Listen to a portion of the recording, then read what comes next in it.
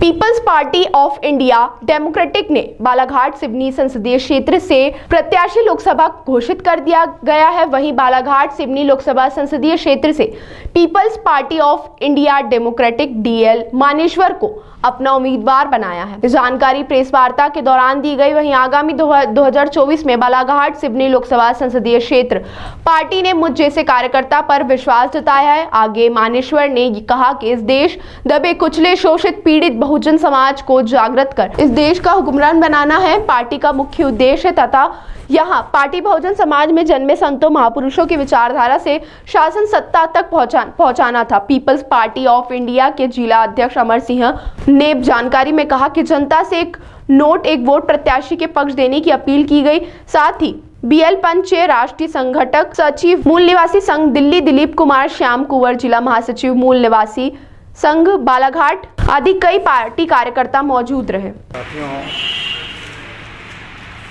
तक इस देश में जो गतिविधियां जारी है, जो चल रही है, जो परिस्थितियां दिखाई देती है, परिस्थितियां लोकतांत्रिक व्यवस्था के विरुद्ध में है।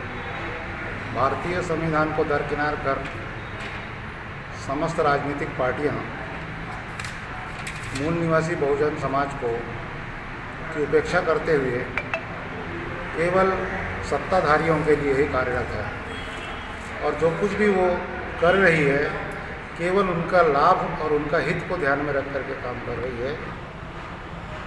वहीं पर जो इस देश का 90% मूल निवासी बहुजन समाज है, उस समाज के लिए उसके पास न राजनीतिक संरक्षण है, न आर्थिक संरक्षण है और न प्रशासनिक संरक्षण दिखाई देता है।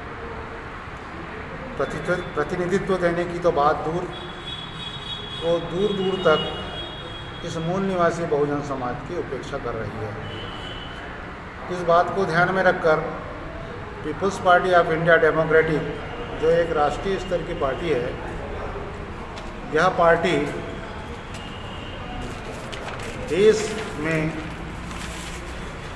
संपूर्ण राष्ट्र स्तर पर इस मुद्दे को उठा रही है। देश के 29 प्रांतों में से अधिकांश प्रांतों में, प्रदेशों में हमारी राजनीतिक पार्टी विगत 6 साल से प्रभावशाली तरीके से काम कर रही है। Peoples Party of India Democratic का जो राजनीतिक एजेंडा है, जो जनहित को ध्यान में रख करके जो दिया गया है, वो इस तरह से है कि मूल निवासियों को मुक्तखोरी के षड्यंत्र से बचाना। वर्तमान सरकार जो मुक्तखोरी की आदत बना रही है, जो 5 किलो अनाज और 2000 रुपया लाडली बहना को 1000 रुपये के नाम से लोग लुभावन नारे दे रही है और लोगों को मूर्ख और विकलांग बनाने की कोशिश कर रही है। इस मुक्तखोरी की आदत से मुक्त करा करके उन्हें इस लायक बनाना कि वो स्वयं अपने जीवन को सही ढंग से जीवन यापन कर सकें। सभी स्तर के शिक्षा का राष्ट्रीयकरण करना हमारा लक्ष्य है। राष्ट्रीयकरण होने पर आज जो है निजीकरण को बढ़ावा दे रही सरकार, शासकीय संस्थाओं और शासकीय शैक्षणिक संस्थाओं को बंद कर रही है।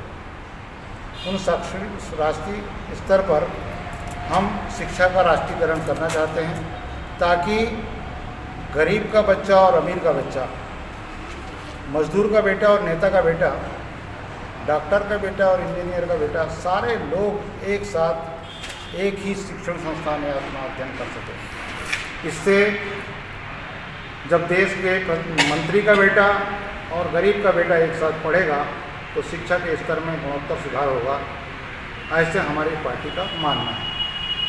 स्वास्थ्य की सेवाओं का राष्ट्रीयकरण करना हमारा लक्ष्य है। जितनी भी शासकीय मेडिकल व्यवस्थाएं हैं, उन व्यवस्थाओं को लचर किया जा रहा है। अस्पताल तो दिखाई देते हैं लेकिन डॉक्टरों की सुविधा नहीं होती।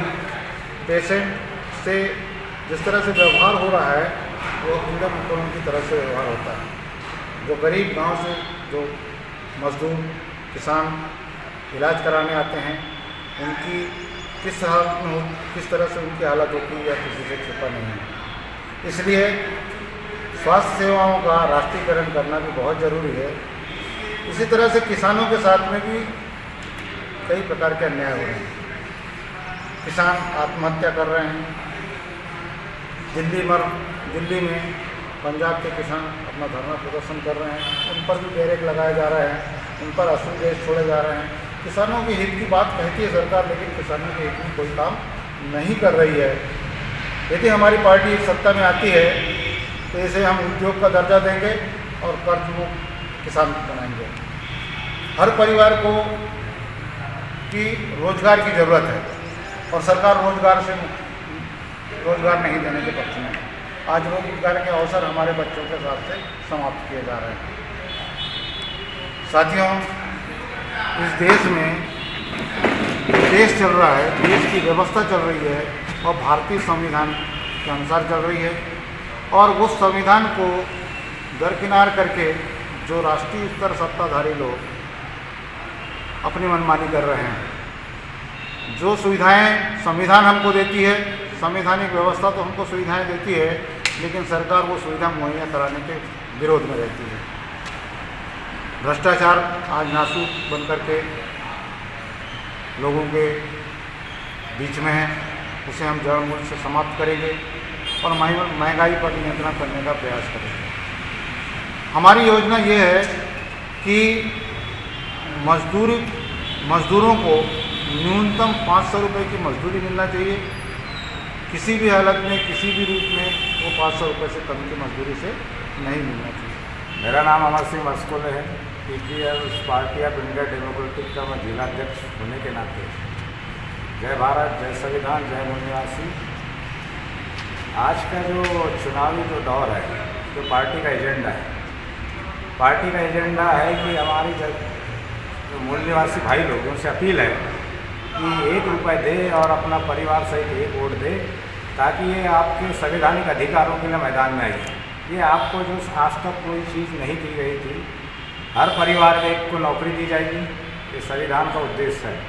तो इस पार्टी के संविधान को पूर्ण तरह लागू करने के लिए इस मैदान में आइए, ताकि मूल निवासी जो वंचित समाज है, जो आज तक उनको अधिकार नहीं मिला है, जो सदियों से, तो उसी विचारधारा, फुले अम्बेडकर विचारधारा को लेके और संविधान को पूर्ण तरह लागू करने के लिए इस पार्टी का निर्माण हुआ। और सभी साथियों से अपील है कि अपना प्रत्याशी समझकर, अपना भाई समझकर 1-1 रुपये दे और अपने प्रत्याशी को भारी बहुमत से विजय बनाए।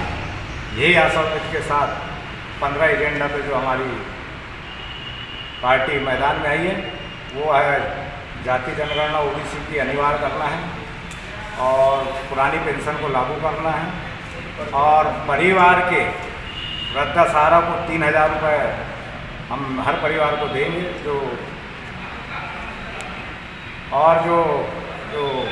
किसानों को जो कर्जा मुक्त कराने के लिए इस पार्टी का निर्णय है। और मूल निवासी साथियों को जो मुफ्तखोरी की आदत है, जो हलाल बनाई है सरकार ने, उससे आदत से हमें सरकार में पूरा हक अधिकार दिलाने की इस पार्टी मैदान में आई है। आपसे मेरा एक प्रश्न है सर कि आपकी पार्टी ने प्रत्याशी घोषित तो कर दिया है, इसको लेके आपके जो आगामी समय में जो लोकसभा के चुनाव होना है और बालाघाट सिवनी जो संसदीय क्षेत्र है, इसमें आपकी क्या तैयारी है? इसमें पूर्ण तरह से संगठन की पूरी विचारधाराओं के साथ गांव-गांव जाके सभी भाइयों से जो संवैधानिक अधिकार है उसको बताकर, संविधान के अधिकार को लेकर हम गांव-गांव तक जाएंगे और गांव-गांव तक जाकर उनके अपने अधिकार बताएंगे। जो वोट देने का उनको ये पता तक के नहीं है कि हम वोट देने से हमारे प्रत्याशी में क्या फ़ायदा है, तो ये भी जानकारी नहीं होने की वजह से समाज को हम इस चीज़ बताएंगे। और पूर्ण तरह हम विश्वास करते हैं मूल निवासी साथियों से कि हमारे जो प्रत्याशी है DL मानेश्वर जी, उसको भारी बहुमत से जिताने के लिए हम, हमारी पार्टी सशक्त और हमारे तमाम इंच के जो साथी है वो रात दिन एक मेहनत करके और अपना पैसा लगाकर और तन मन धन लगाकर इस पार्टी को विजय बनाने के लिए प्रतिबद्ध है।